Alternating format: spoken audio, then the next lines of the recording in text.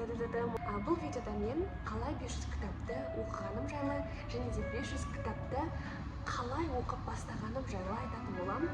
Негізі менің ең бірінші оқыған кітабым ол 5-ші немесе 6-шы сыныптарда болды. Ол қандай кітап деп ойлайсыздар? Ол «Самый богатый человек в Вавилоне» деген кітап. В Вавилоне. Жалпы негізі ол кітап орыс тілінде оқыдым. Ол кезде орысшаны қатты білмеймін, мүлдем білмеймін, орысшаны қатты білмеймін емес, орыс тілін ол кезде 3-ке шығатынмын. Сол кезде жалпы оның оқу тарихы өте қызық болды. Ол кезде мамам айтты, мамам былай жасап маған сол кітапты берді и маған айтты, егер осы кітапты оқып соңына дейін аударатын болсаң дәптерге жазып, мен саған каждый, кешіріңіздер, орысша сөйлеуге тырыспаймын, сөйлемді қоспаймын деп айтқан болатын өзіме, бірақ қателесіп кеттім. Сондықтан да мән бермей қойыңыздар. Аударатын болсаң, саған әр бетіне 200 теңгеден беремін деді. Ол кезде 200 теңге деген енді кәдімгі ақша. Неге керек болған білмеймін, әйтеуір маған үнемі ақша керек болады. Солай мен аударамын деп шештім. Білмеймін, ештеңе білмеймін, мен соңына дейін аударамын деп осы кітапты солай шешемін. Ол кезде менде телефон жоқ, интернет жоқ, ол кезде дым жоқ. 5-6 класс оқып жүрген кезде не интернет жоқ, не телефон жоқ. Солай кіммен аудардым мен әрине? Бізде мамам айтты, мамамның қол бос емес. Ол айтты, қалай аударсаң да аударсаң болды деді. Отырамын, маған кім көмектесе алады? Әрине, ол менің папам. Папамнан сұрадым, папам давай көмектесем деді. Солай кітапты алды да, мен оқимын кітапты, папам аударады, мен сол аударған дәптерге жазамын. Солай мен сол кітапты дәл солай 96 беттік дәптермен бітіремін. Өздеріңіз байқасаңыздар, наншақ беттік кітап, ол кішкентай кітап, бірақ қазір сол оқығаным есімде жоқ. Өйткені менде ол кітаптың мәнін, мағынасын түсініп оқу емес, менде жай ғана оқу болды да. Солай менің жалпы кітапқа деген қызығушылығым дәл осы кітаптан басталды, яғни «Самый богатый человек в Вавилоне» деген кітаптан басталған болатын. Арада белгілі бір үзілістер болды. Мен қайтадан кітап оқымай қойдым, себебі маған кітап оқу мүлде қызықсыз, кітап оқығым келмейді, не пайдасы бар деген сияқты ойлармен жүрдім. Даже кітап оқу туралы мүлде ойламайтынмын. Солай 8, 9, 10-шы сыныптарға барғанда мен әдебиет пен қазақ тілін таңдаймын деп шештім. Сол кезде басталды.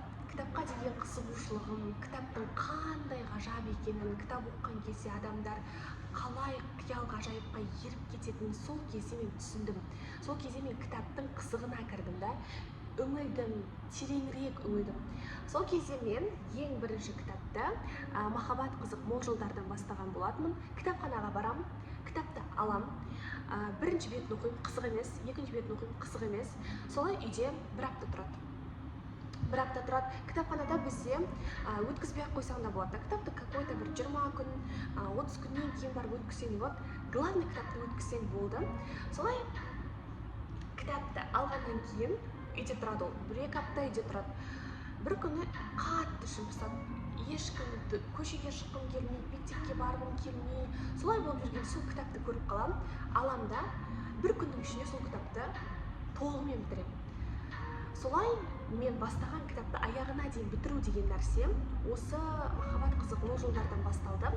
Одан кейін мен қазақ әдебиетінен өте көптеген кітаптарды, өте көптеген шығармаларды оқыдым. Солай мектеп бітіргенше мен ойладым, мен әдебиет пен қазақ тілін таңдаймын деп, бірақ былай кетті да өмір.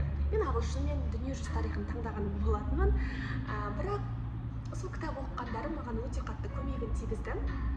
Универ бітіргеннен кейін мен кітап оқуды жалғастырдым. Мен бірақ нәрсені білдім.